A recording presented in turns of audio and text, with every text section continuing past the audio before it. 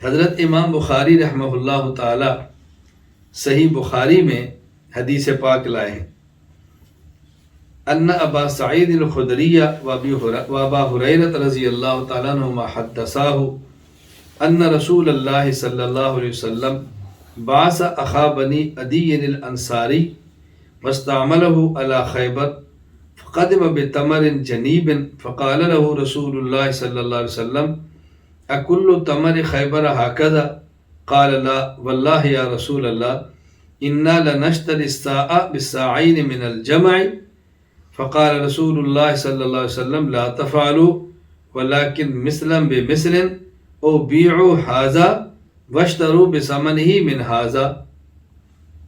رسول اکرم صلی اللہ علیہ وسلم نے ایک صحابی کو بھیجا اور خیبر پر آپ نے ان کو عامل بنایا، وہ وہاں سے کھجوریں لے کر آئے۔ تو رسول اکرم صلی اللہ علیہ وسلم فرمایا کہ کیا خیبر کی ساری کھجوریں اسی طرح ہوتی ہیں؟ انہوں نے کہا یا رسول اللہ ہم ایک کھجور لے لیتے ہیں اور اس کو دوسری کھجور کے 2 سا سے خرید لیتے ہیں۔ یعنی میں سمجھانے کے لیے کہتا ہوں کہ ایک کھجور 1 کلو مثلا کچی اور پکی ہے، اور ہمیں کھجور چاہیے پکی جو بالکل ہی پکی ہو، کچی پکی نہ ہو، تو ہم ایک کھجور کو بیچتے ہیں اور اس کے بدلے میں دوسری کھجور لے لیتے ہیں۔ اب چونکہ ان کے ریٹ میں تھوڑا سا فرق ہوتا ہے تو ہم 1 کلو کھجور دے کر دوسری کھجور 2 کلو لے لیتے ہیں، ہم یوں کر لیتے ہیں۔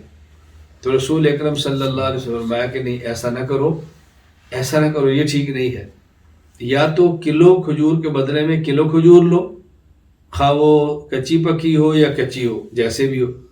یا دوسری صورت یہ ہے کہ تمہارے پاس جو کھجور موجود ہے 1 کلو تم اس کو بیچ دو دراہم دنانیر پیسوں کے بدلے میں، پھر ان پیسوں سے تم 2 کلو کھجور لے لو۔ یعنی گویا کہ رسول اکرم صلی اللہ علیہ وسلم نے ایک حیلہ یہاں پہ ارشاد فرمایا۔ یا اس حدیث ثابت ہو رہا ہے کہ حیلہ کرنا شرعاً جائز ہے، یعنی 1 کلو کھجور کو 2 کلو کھجور کے بدلے میں خریدنا اور بیچنا تو جائز نہیں ہے، لیکن 1 کلو کھجور کو بیچ دو اور درہم لے لو، انہی درہم سے 2 کلو کھجور دوسری خرید لو جو آپ کو پسند ہے، تو یہ جائز ہے۔ تو صحیح بخاری کے حدیث سے ثابت ہوتا ہے کہ بعض مقامات پہ جہاں شریعت کی منشا فوت نہ ہو حیلہ کرنا جائز ہے، جبکہ غیر مقلدین کیا کہتے ہیں؟ کہتے ہیں فقہ حنفی کی ہر معتبر کتاب اور مشہور کتاب شریعت الہی میں حیلہ بازی کی جواز سے بھری پڑی ہے، اور خدا کے ہر بڑے حکم کو ٹلانے کے لیے نہایت عجیب و غریب حیلے تجویز کیے گئے ہیں۔ مسئلہ تقلید یہاں لکھ دیے۔ تو غیر مقلدین اس حیلے کو جائز نہیں کہہ رہے، جبکہ حضرت امام بخاری رحمہ اللہ تعالیٰ کی بیان کردہ حدیث پاک سے حیلے کا جواز ثابت ہو رہا ہے۔ تو جہاں شریعت کا مسئلہ تبدیل نہ ہو اور شریعت ہی کے لیے حیلہ کیا جائے اور تعویل کی جائے تو اس کی گنجائش موجود ہے۔ حکیم الامت حضرت تھانوی رحمہ اللہ کی خدمت میں ایک غیر مقلد آیا جو آنکھ سے بھی نبینا تھا اور دل سے بھی نبینا تھا۔ وہ چونکہ نبینا تھا اور تھا غیر مقلد، تو قاری رحمہ اللہ فرمایا کرتے وہ آنکھ کا بھی نبینا تھا، دل کا بھی نبینا تھا۔ دل کا نبینا غیر مقلد تھا اور آنکھ کا نبینا کو اندھا تھا۔ حکیم الامت حضرت تھانوی رحمہ اللہ سے کہنے لگا کہ آپ لوگ حنفی قرآن کریم اور احادیث میں تعویل بہت کرتے ہو۔ تو میں نے فرمایا پھر؟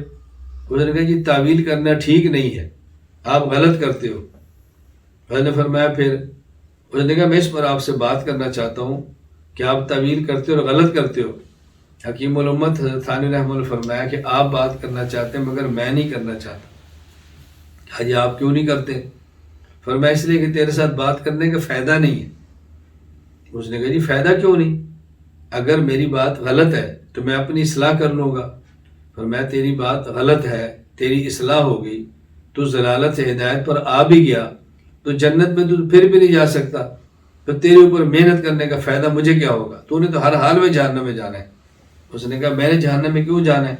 فرمایا قرآن کریم کے اندر ہے من کان فی ہذہ اعمی فہو فی الآخرۃ اعمی، جو شخص دنیا میں اندھا ہے وہ قیامت کے دن بھی اندھا ہی ہوگا، اور جنت میں تو اندھے نہیں جائیں گے، جنت میں دو جائیں گے جن کی آنکھیں ہیں، دیکھنے والے جائیں گے، نبی نے تو جنت میں نہیں جائیں گے۔ اس نے کہا جی اس آیت کا مطلب یہ نہیں جو آپ سمجھے، اس آیت کا مطلب یہ ہے۔ حضرت فرمایا کہ جو آیت کا مطلب تو بتانے لگا نا یہ تعویل ہے، تعویل نہیں کرنی، بغیر تعویل کے بتا۔ وہ خاموش ہو گیا۔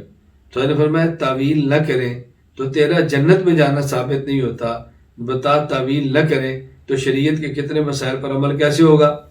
اس نے کہا جی مجھے بات سمجھ آ گئی۔ حضرت فرمایا یہی میں تجھے سمجھانا چاہتا تھا کہ اللہ کی تجھے بات سمجھ آ گئی۔ تو شروع میں طرز ایسے اختیار کیا کہ اس کو ترغیب ہو، وہ بات کرنے کے لیے آمادہ ہو۔ اتنی سخت بات کہہ دی کہ تجھے ہدایت ہی نہیں ملے گی، تو جنت میں نہیں جائے گا، اور قرآن کی آیت بھی پڑھ دی۔ حضرت کا مقصد اس کو سمجھانا تھا کہ مناسب موقع پر تعویل کی جاتی ہے، مناسب موقع پر ہیلا کیا جاتا ہے۔